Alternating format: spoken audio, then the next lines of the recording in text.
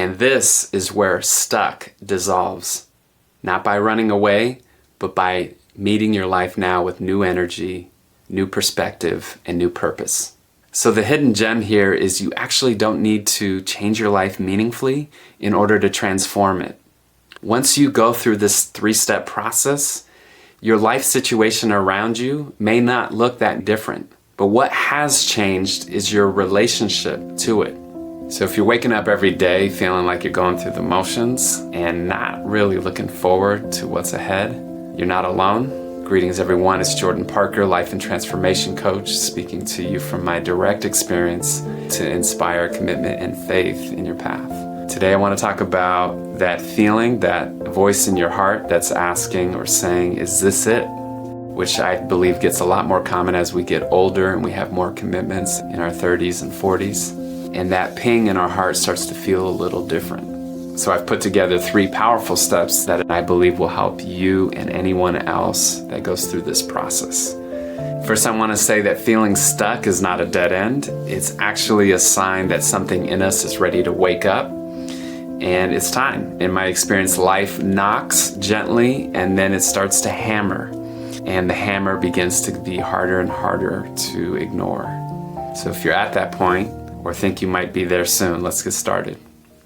So step 1 is to change your environment and your routine. Obviously, always do this to the extent that you have control over it. We're definitely creatures of habits, and most of what we do every day, from the routes we take to what we eat, the faces that we see, even our body language, is often on autopilot. This predictability can start to dull our sense of awareness. When you shift your environment or routine, even in just small ways, it opens the door for beginner's mind. Changing your environment forces you to move from passive participant on autopilot to an engaged decision maker, and often from a place of curiosity and wonder. Things start to feel fresh and new, and we begin to have access to parts of ourselves that have kind of been shut off by the monotony of our habitual routine. So doing this step doesn't mean that you have to move across the country or quit your job. It can be something small as taking a new route to work and noticing the impact it has on you. But the bottom line is you got to start somewhere.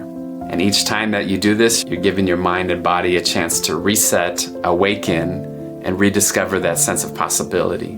Word of caution for this step: in my experience, when you do a new routine or change your environment, it's going to require extra planning or thinking at some point. So give yourself extra space to account for the adjustment period. So step 2 is to get bored and hang out there for a while. I think boredom gets a bad rep. Most people, including myself, are scared of it. Anytime it comes up, we treat it as though it's something that we need to escape. So we'll grab our phone, turn on music, call a friend, have a snack. But at the end of the day, what we often don't do is give it 5 minutes to hang out. I found that spontaneous boredom, the kind that sneaks up on you when you're in line or in a quiet moment, can be more transformative than a meditation retreat or a long hike in nature. And that's because there's no context around it. There's no intention or plan going into it, as you would if you were going to a meditation retreat. Spontaneous boredom sneaks up on you and is an unwelcome guest.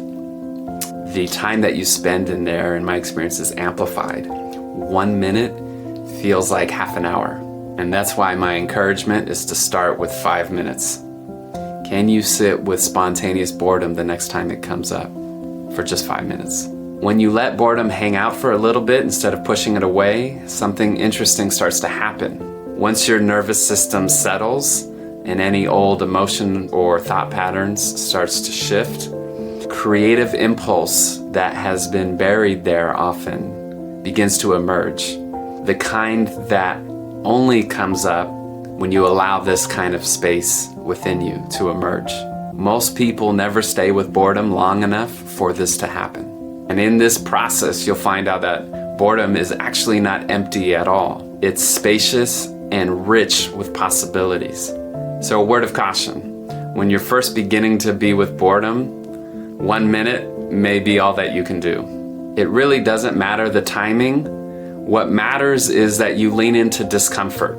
You want to find that space between comfort and overwhelm. That middle zone is the sweet spot. That's our growth zone, and that's discomfort.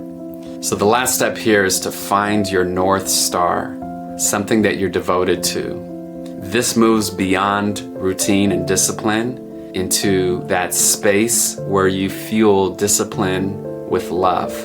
And that's when you get devotion. It's what transforms obligation into purpose.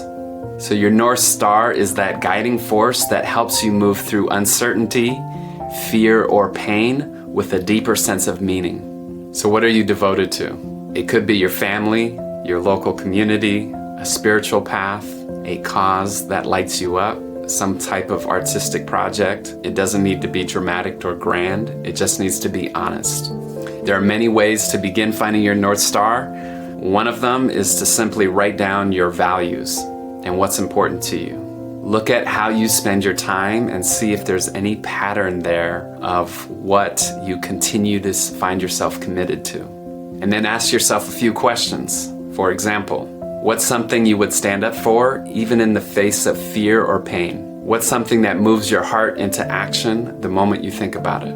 And what kind of contribution feels like it matters even if no one else notices? Once you identify this, your life and energy can begin to align around it, and that's powerful. And that's when direction returns, including action out of inertia, and not from a place of willpower, but from a place of purpose. So the hidden gem here is you actually don't need to change your life meaningfully in order to transform it. Once you go through this 3-step process, your life situation around you may not look that different, but what has changed is your relationship to it. When you change your environment or routine, you reawaken your awareness. When you learn to sit with boredom, you create space for powerful creative impulse to come through. And when you find your North Star, you know who and what you stand for, no matter what's going on in your life. So this process isn't about escaping your day-to-day discomfort or bypassing it. It's about transforming who is experiencing it, which is you. By going through this process, you return to this day-to-day reality with new eyes. The same routine that once felt dull now feels like an opportunity. The same relationships that felt stagnant now carry a sense of depth and appreciation. You've shifted from trying to change the content of your life to changing the consciousness that actually lives it. And this is where stuck dissolves. Not by running away, but by meeting your life now with new energy, new perspective, and new purpose. So when I created this outline, I realized afterwards that this actually mimics the same steps that you would take on a vision quest out in nature. And you don't have to go out and not eat and be alone for several days in order to do this process. You could do it from the comfort of your home. So as you step back into your world after watching this, remember that you don't need to do massive change. Start small. Rearrange your space, be with boredom for a few minutes, and figure out what really matters to you. Each of these small acts carries outsized power. And so if this message resonated, take a moment to reflect on what is your next step. And if you found this helpful, consider liking this video, sharing it with somebody you imagine it could help, and subscribing for future material on growth and transformation. Thanks so much for watching, and until next time.